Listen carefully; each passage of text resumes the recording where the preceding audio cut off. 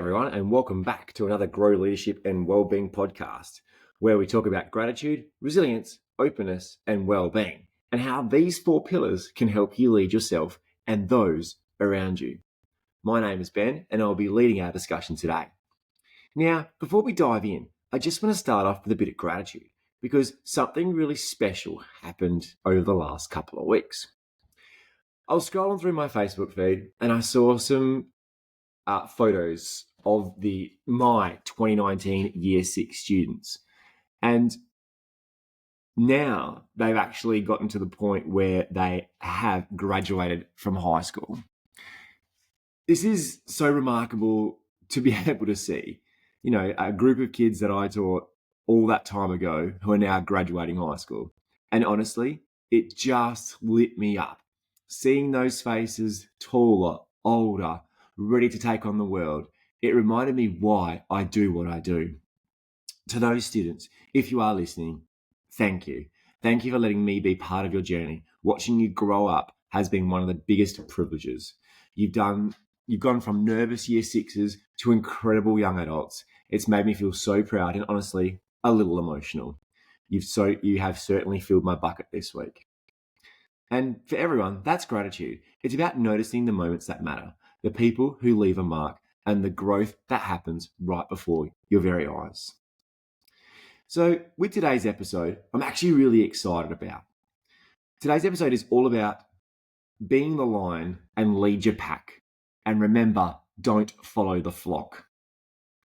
We're going to be talking about what it means to be a leader, not because you are the loudest or the most popular, but because you have courage, you have belief, and you have purpose. We'll also look at my changing gears idea, shifting from fear to focus, and how living in the now can stop time from slipping by. This one's for anyone who's ever felt stuck, uncertain, or even just afraid to stand out. By the end of this episode, I want you to see that the lion in you has always been there, and it's just waiting to roar. All right, so let's delve in.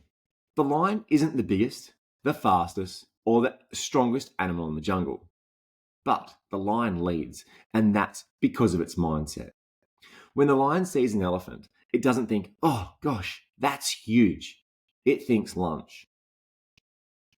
And when the elephant, on the other hand, sees the lion, it actually thinks danger. Same jungle, same world, but different mindset. And that's what leadership is.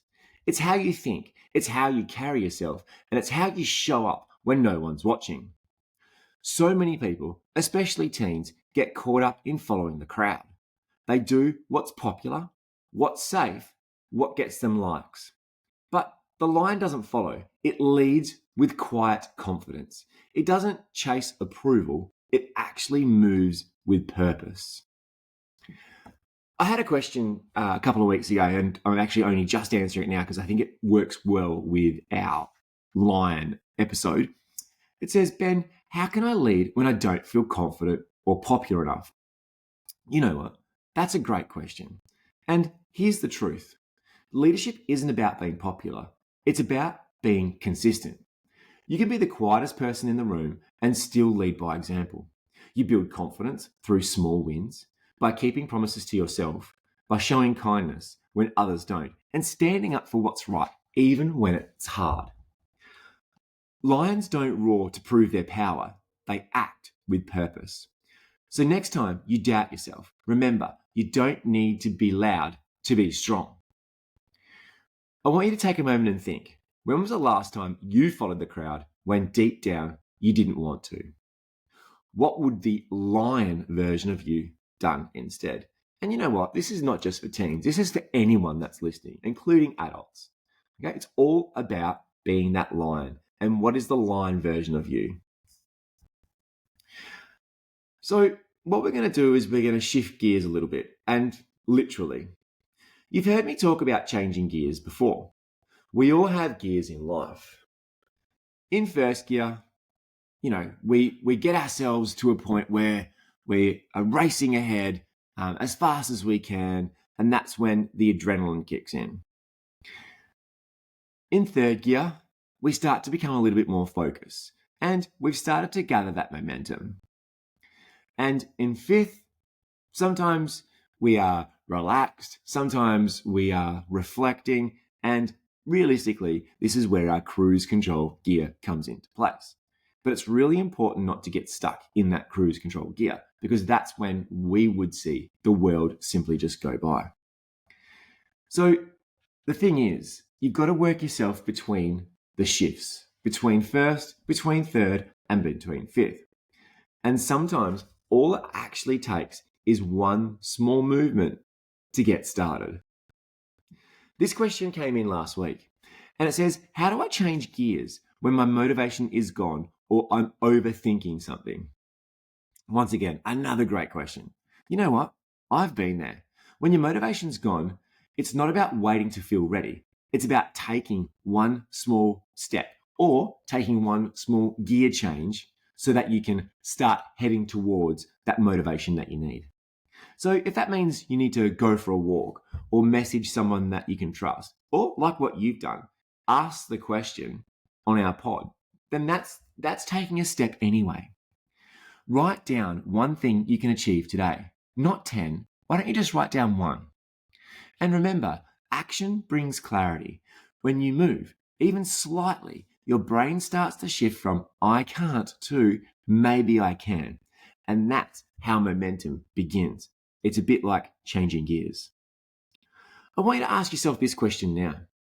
Where are you currently sitting? Are you sitting in first gear, where you're all fired up and ready to go? Are you sitting in third gear, where you are feeling quite focused? Are you sitting in fifth gear, where you're reflecting? It's that cruise control, you're calm and relaxed. Like I said, it's okay to shift between the three, but really important that we just don't get stuck in one gear for far too long. And if we are going to be stuck in one gear, the one that we probably want to be stuck in the longest is our focus gear, which is our third gear. All right, let's move on a little bit and let's talk about living in the now. So, something the lion teaches better than anyone, it is living in the now. When a lion rests, it rests. When it hunts, it's fully locked in. It's not worrying about tomorrow's storm or yesterday's failure. It's all about the present. But as humans, we are constantly pulled between past and future, replaying moments or worrying about what's next. That's how the time slips away. And I get it, especially for teens, life can feel like a blur. School, social media, pressure, comparison, it's easy to lose track of what matters. Someone recently said to me, they said, you know what? Before I knew it, high school came and gone. It's almost like that time. The time will fly. Okay, so it's really important that you don't lose track of what matters. Another question came in, I think it was earlier this week, and it says, why does it feel like time's slipping away so fast? And how do I stop wasting it? First things first, that you've acknowledged the fact that you feel like you're wasting time, but are you actually really? It feels fast because we're not really in it. We're scrolling, we're comparing, we're planning, everything except for being here. You can slow time, but you can fill it with meaning. Notice the laughter of your friends, the chats with your parents, the quiet moments before bed. That's life. Those are the small things. When you live in the now, you make memories instead of letting them pass you by. So stop waiting for the right moment. This is it. If this was your last week of school ever, what would you do differently? Now, for some of you, this is your last moments of school. So, what would you do differently? Who would you spend more time with? What would you say that you haven't said? I think these are really important questions. And you know what? Even if this is your last week of school, there's no reason why you can't spend more time with those people that you didn't. There's no reason why you can't say some things that you haven't said yet. It's all about taking that step.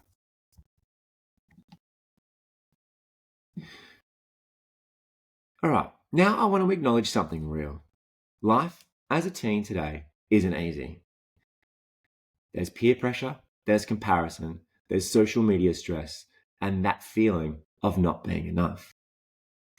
Now, back when I was a teen, a long time ago, we still had a lot of these problems. We definitely didn't have the social media stress, but we definitely had the peer pressure. We definitely had the comparison, and we definitely had that feeling of not being enough. So, how do we actually manage this? And we're going to bring in the grow pillars for some strategies that you can use. Obviously, gratitude. You need to start by noticing what's going right. Write down the things that you are thankful for every single day. It sounds simple, but like I've said to you before, it actually rewires your brain to see all the good things that are happening. It starts for us to take away the focus on the negatives. Resilience. Life will knock you down. It knocks everyone down. But resilience is about bouncing back. It's about bouncing forward.